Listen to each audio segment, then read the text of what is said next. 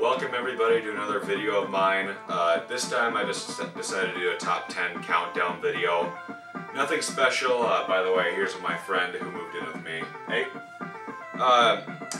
He's new to these NES games. He has not played many of them, nor does he have much experience with them. Howdy, so he doesn't know the best from the worst. So I played a few of these with him. I'm a complete idiot. Yeah. So, we both have different opinions on which of these 10 are the worst or not. But, basically, the 10 that I have chosen right here start off number 10 at Deadly Towers. He did not play this one, but basically, just what everybody knows about this game, it's just a really bad action adventure game, terrible music, bad graphics. Oh, it's not that bad. You've never played it, so how would you tell?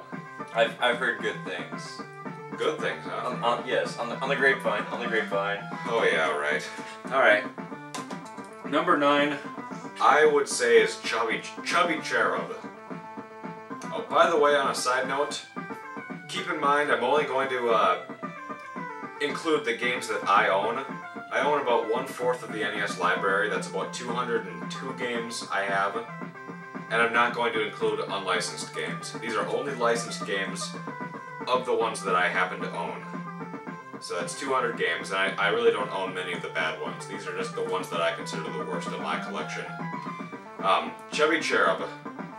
You know, it's a simple 1986 release. Just extremely basic game, unappealing and completely not appealing in any way whatsoever. He played it. What do you think of this one? Very good. Pretty good. Well, you haven't played it through all the way to the end, when that music starts to wear on your ears, and those dog barks, they'll get you. They will? Yes, they will get you. No, it gets highly frustrating by the end, and it's just a poorly made game. So that's number 9 in my opinion. Number 8 is Swamp Thing. A 1992 THQ release, and they're one of my least favorite companies that made games for the NES. Basically, sucks. It sucks. Terrible music. There's only a few songs in the whole game. Like 2 songs. No, from the portion. Right, 3 songs. From the portion you saw, there was only one song. The intro, the title screen, the intro, and the first level all have the same music. You don't even start off with maximum health, and basically, it's just a bad game all around. Awful controls, and it's just completely trash. Plus, it's getting to be rare. It's about $40 or $50. Don't buy this one. Like, why are all the crap games rare? A lot of them are rare. I mean, some of the good ones are really rare too, but such as Little Samson, that's one of the best games in the system, and it's one of the rarest.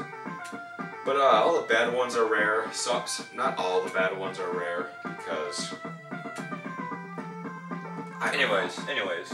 I'll explain to you later. Mirror the 10, 9, 8. Mirror them. Okay. 7 is Peter Pan and the Pirates. This is also another THQ release. The music is horrendously bad. I cannot even... Oh. The gameplay is just, you know, basically, like we've said before, it's bad, don't play it. Now this one, the graphics are just like, make you want to vomit. Music makes you want to vomit. Just staring at the game cover makes you want to vomit. Let me see that. Yeah, it's Peter Pan. Yeah, that's really Peter Pan and the Pirates. That's really poor effort. That's 7. At number 6, we're getting into more of the well-known games here. A lot of ones that everybody knows and usually keeps in their top 10, top 20 worst games. This is 6. Yeah, this is 6. Home Alone 2. What did you think about this one? Difficult, horrendous. Yeah, the music just confuses you. It's like music. It doesn't have anything to do with the movie. Not really anything to do with one of these? No. Oh, alright. He's eating pizza, by the way. I don't think they've noticed. I've had at least. Have you noticed? Comment saying if you've noticed. I'll probably get about 2 comments on this video anyway, so. I'll comment on it. Okay, good. I'll be like, hey, that guy's eating pizza. Who's that? Who was that handsome lad eating pizza? Yeah, Okay. right. Yeah, right. Futon. In the game room. Alright. Cobble and 2 Lost in New York. Oh, I'd like to show you this, though. The back of the game says, our price, $0.00. That's about how much this game is worth. Alright, that was 6. Number 5. Everybody knows about this one. This one's Ghostbusters. What can you say? I'll put a link to the Angry Video Game Nerds review right here. If you don't know about this game, he sums it up perfectly, so that's it. Alright, number 4, in my opinion, is Dragon's Lair. We all know about this one too. I'll put a link in this one as well. One of the most excruciatingly difficult games on the NES. I could see where they're going with this game.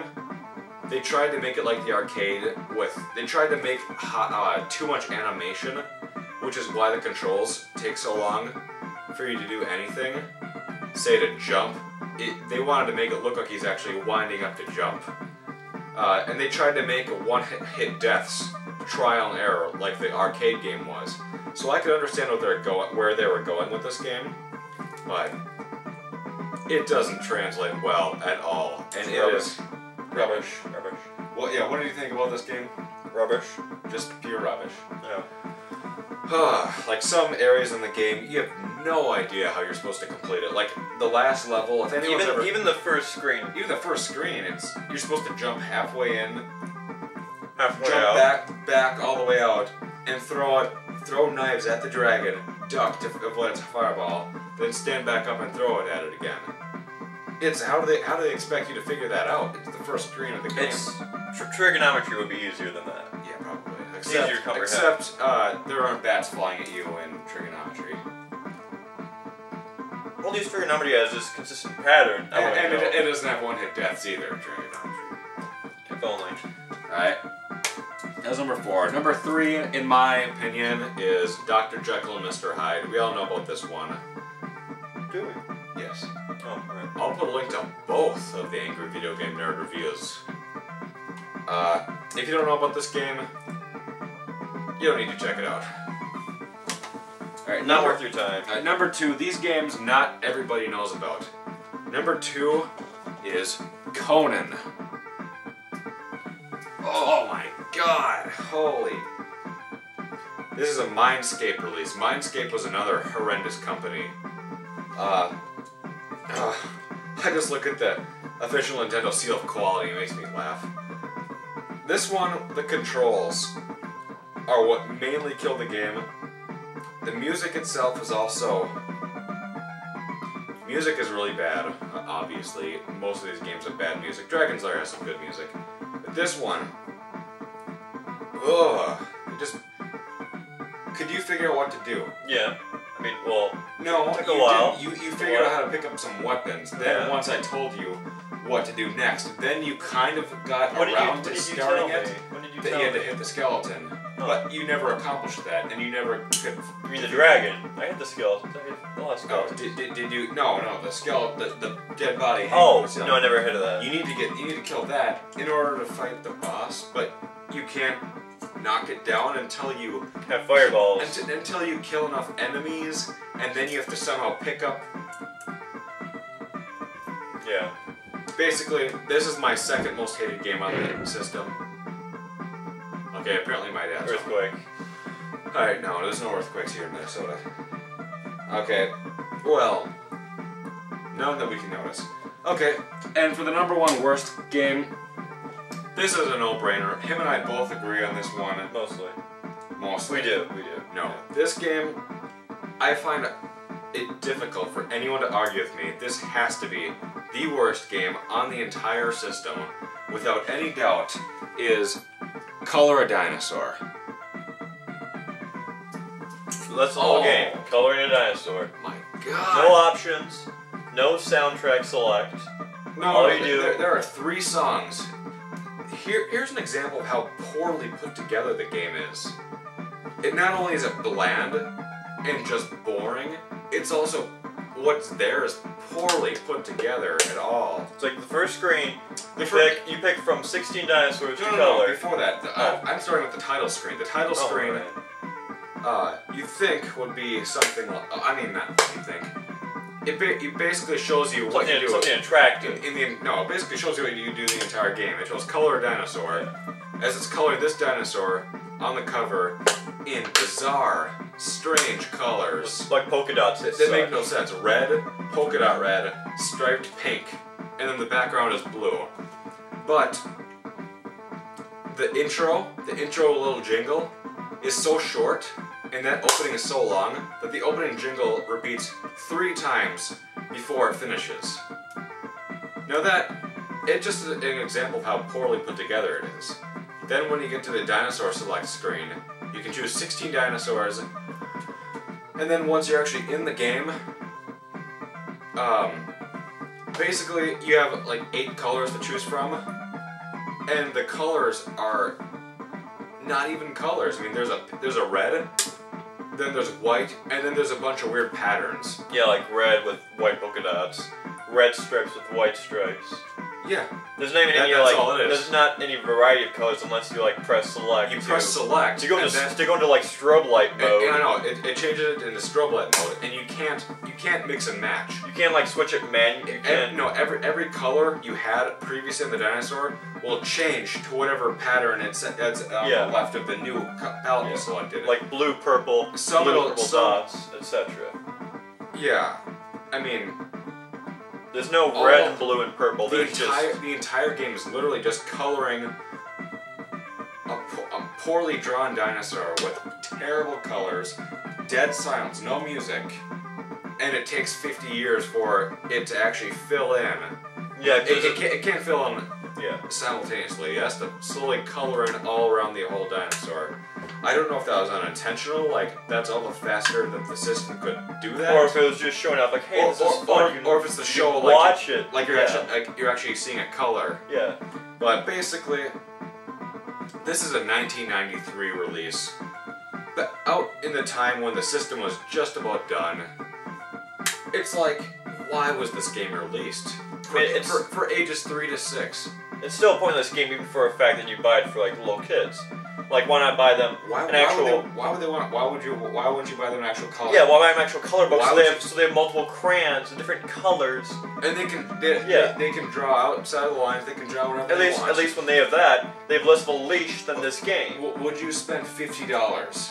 No, on a game where you can only color dinosaurs? I could easily, with limited color too. I could easily buy my own stuff with like $20. I could buy premium colors like painting. My own color book for half the cost. Less than half the cost. Boy. One thing that is good about this game, though, is that it's rare and hard to find, so not many people suffered from this game. Just for this guy. Except me. By the way, this was going to be included in my next game pickups video, but since it's the only one I picked up, and I'm already including in the video, that's it. So, I hope you guys enjoyed, but actually, let's hear your little list you came up. I got about 7. 1, 2, 3, 4, 5, 6. Just 8. I've got 8.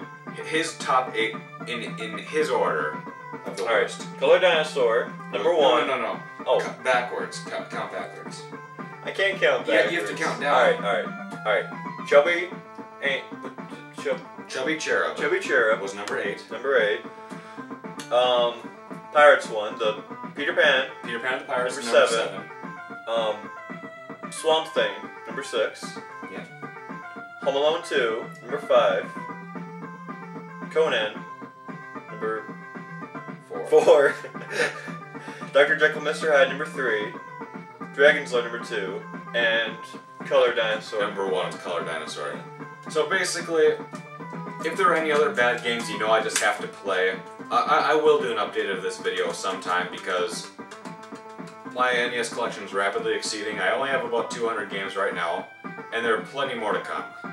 So please leave a comment telling me what you think of this video. If you agree, let me know your top 10. worst games. So basically that's it. Thank you for watching and see you later.